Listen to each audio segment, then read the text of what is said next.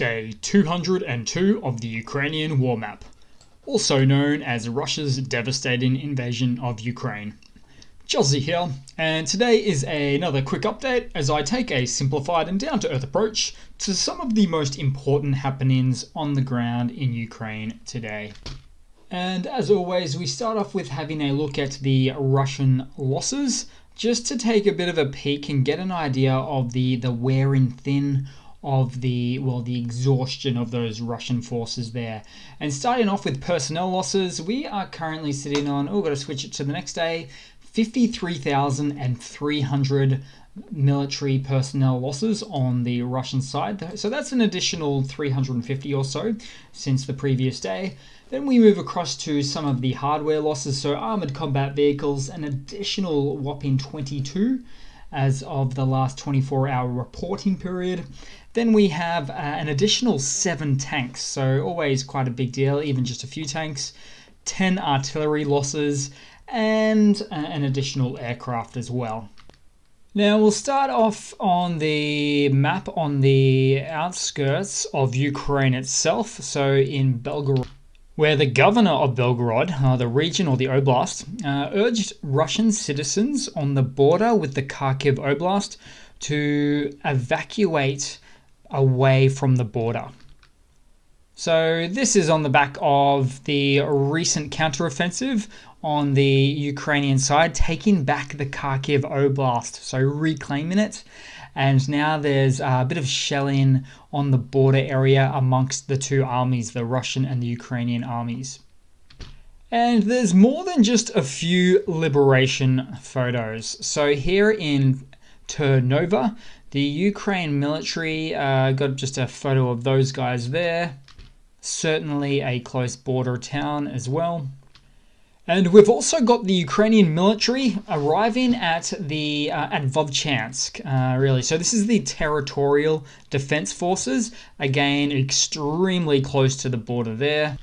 And what would a recapturing of an oblast be without the very much expected footage of flag burning and pulling down of propaganda signage? This one, of course, in Kharkiv also.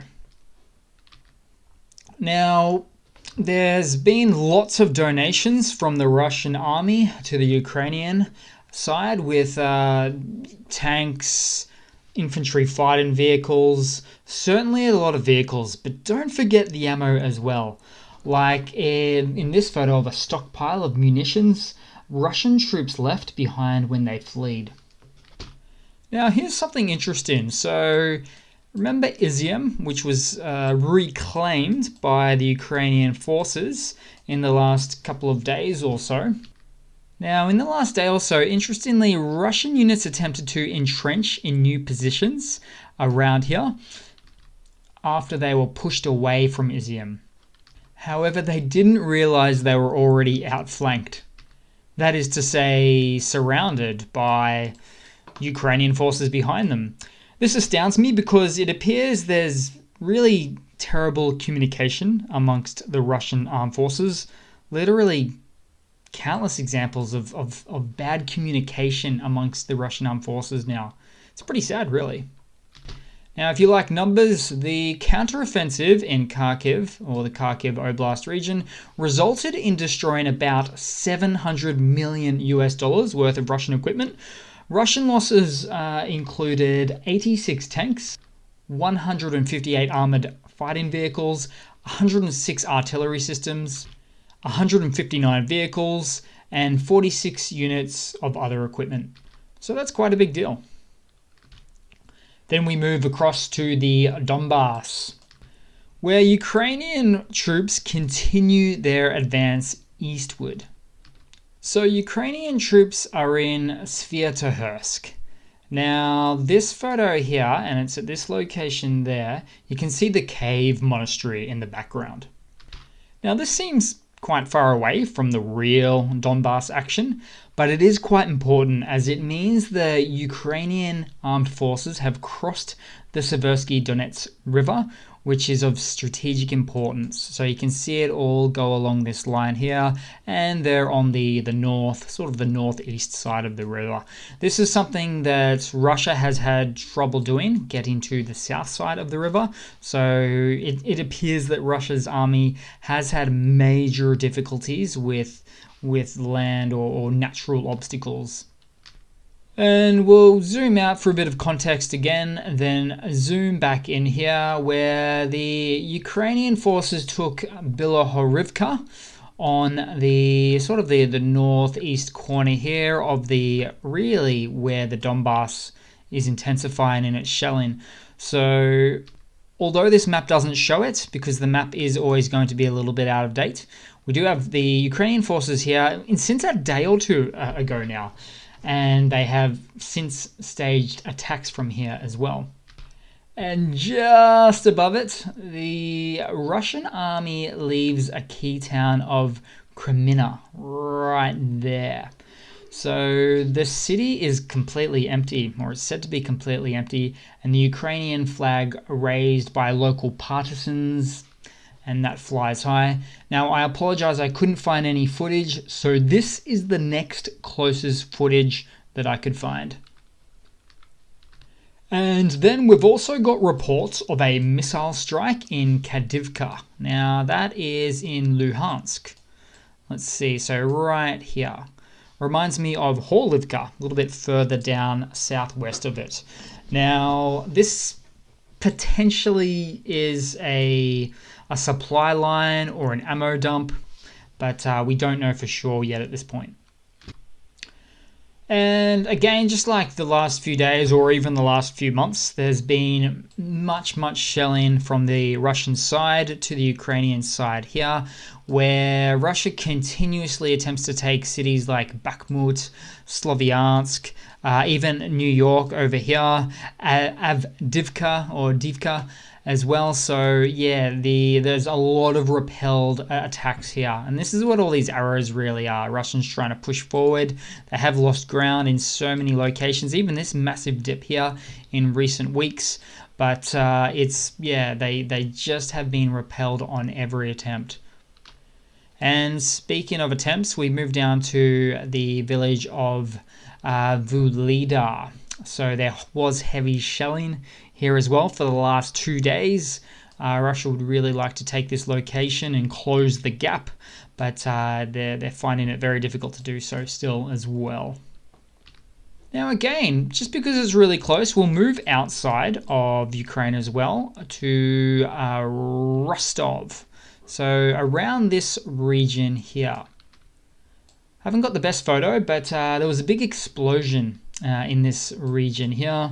The target may have been an airfield. So far it looks like an airbase with radar installations, which would make a lot of sense. Cruise missiles have actually also been fired from this approximate location, so in Russia to Ukraine in the last few days to weeks. So obviously this location was of some strategic importance from the Ukrainian side, but it's quite far inland. So looking at that distance, just pulling out the ruler, 175 kilometers, that would be roughly 105 or 110 miles. So this really is a one-way trip for a Ukrainian drone, perhaps. Now we move across to the south side, the Kherson Oblast, where Ukraine's southern counteroffensive continues to have significant impact on Russian military capabilities. In fact, I might start over here because the Institute for the Study of War, so the ISW, said satellite imagery for known Russian positions, particularly in this location here of Kyselivka, 15 kilometers northwest of Kherson City, or about 10 miles, shows just 4 Russian vehicles left. So this is really cool to have this operational capability, some really up-to-date satellite footage or photographs showing how much is in any given region, which means we can't see it yet. It's probably happening as I speak, but the Ukrainian forces might be pushing through to this region here as they continue to use the highway all down the way into the Kherson city, for instance, there. So it's good to see that there's not much forces there. It's just left quite empty. I mean, 4 vehicles, 4 Russian military vehicles. Yeah, they couldn't hold a defensive stance here against the Ukrainians, surely. And no surprise here, but the Ukrainian forces have targeted Kherson's Antonivsky Bridge once again, so that's this one right here. So the Ukrainian forces are not allowing Russians to move north or south of the north bank of the Dnipro River here. It is said that we've got quite in the thousands or tens of thousands of Russians somewhat trapped here. They don't have great, if any, supply lines. They're just low on all sorts of things, and yeah, I do like to keep an eye on this area in the next few days to few weeks to see what happens. And on that topic already, really, the Southern Command, the Ukraine Southern Command, has said that Russia lost over 1,800 troops in this region in the last 2 weeks. So it also said Ukraine destroyed 500 armored vehicles and 122 tanks. So they've done quite a bit here on this side in the last few days to weeks, certainly.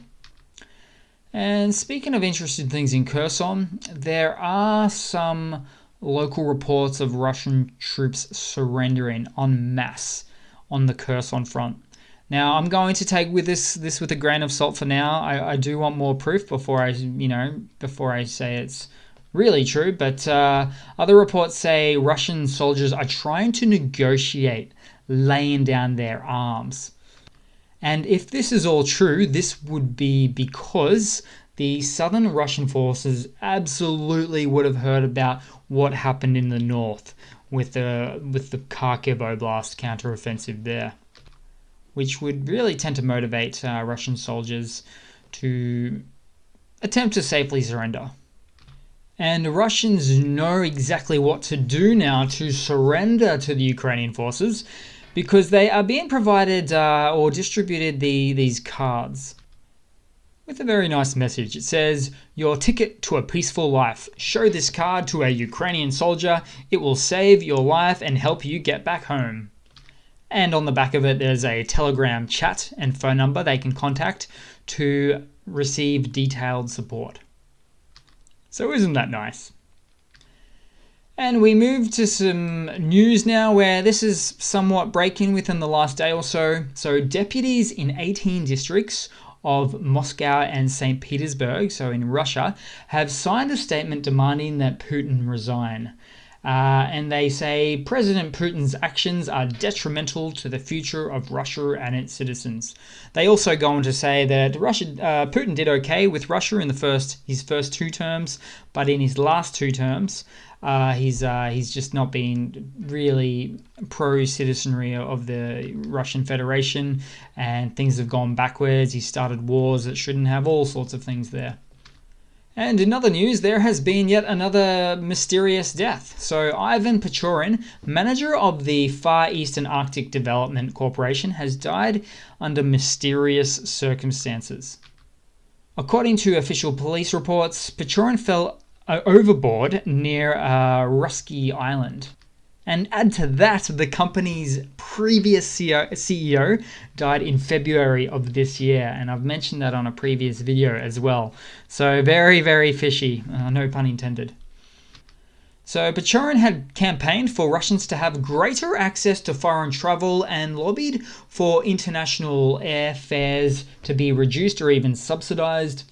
He was therefore critical of the war in Ukraine and its impacts on Russian travel and overall public image as well. Now, probably a slightly funny thing, I'd have to say, is local police in the region where he fell overboard reported that as soon as he fell overboard, a large-scale search and rescue operation was launched. However, locals and shipping crews in the area have denied this, saying that no one had mentioned anything about a missing person. And in other news, the Ukrainian General Staff of the Armed Forces said on September the 13th that Russia's military command has suspended sending new units to Ukraine and that a large number of volunteers are also refusing to fight in Russia's army. So perhaps word is getting around that if you enlist as a soldier in the special military operation, you might just never come back. Now, here's a little bit of frustrating, annoying, and sad news. So, 2 Ukrainian women from Izium were allegedly physically abused by a Russian man after playing Ukrainian music on their phones in France, of all places, according to the Nice Matin news outlet. The Ukrainian embassy in France condemned the attack. Now, gee, that is just so senseless. 95% of the world stands with Ukraine, so what are all the expat Russians going to do? Just go around abusing everybody? It's just madness, really. And in other news, the Estonian foreign minister advised that they will not rest until Ukraine has won this war. The Estonian foreign minister, Urmas Reinsalu, very hard to pronounce, wrote that upon the latest successful Ukrainian counteroffensive, his country's aid and Ukrainian desire for freedom is literally booming, but there is still more we can do. So, in other words, them's fighting words from a Baltic state that actually borders with Russia right there. So very ballsy, very great to stand up in solidarity against Russia's illegal invasion of Ukraine. And now just to round it all off with a bit of a funny, so a couple of funnies here, let's say. So someone left a washing machine outside the Russian embassy in Helsinki, so that's in Finland, with a note telling Putin to stop stealing them from Ukrainian grandmothers. So there's been a lot of news, a lot of proof, or a lot of information and reports going around about Russians looting when they're in Ukraine. So they're stealing all sorts of things. Now, ideally, you might want to steal something that's small and valuable so you can carry it around. But there's been a lot of reports, surprisingly more than even one, of Russian soldiers stealing dryers and washing machines from Ukrainians and taking them back to Russia. Like, these are such big things. Like, they've obviously got the truck space. It's just so weird that they're doing this. Which brings us to another washing machine joke. So indicative Ukrainian losses. So losses on the Ukrainian side. So a whole bunch of stuff, but what's topping the list there obviously is the washing machine as well. And this last thing I really want to squeeze in could be considered funny. So it's just a bit of an infographic of, so it says here, as you can see, Ukraine recaptured 3,400 square miles in 1 week. So on the left hand, we can see those 3,400 square miles. Most of these gains, of course, in the Kharkiv Oblast. You'll see a few little blue dots down the south near Kherson as well. And they're saying that this has happened in 1 week, a recapturing, where as opposed to the last 5 months for Russia captured only 2,000 square miles in 20 times longer the period of time. So yeah, just a bit of a funny I find there as well. So that's about it, guys. Thanks for watching. Please leave a comment, subscribe, hit that like button, and I do hope to see all of you guys there in the next one. Try to ignore the trolls. They are still around. They're not around as much because they're, I guess you could say, regrouping to change their strategy on what they say now. There are actual propaganda offices in Russia designed to tell these guys what to do. Sometimes they get paid. In fact, I believe most of them do. I don't know how that pay structure works, but it's, yeah, I'll leave that as it is for now. So yeah, thanks again for watching, guys, and I do hope to see all of you guys there in the next one. Cheers.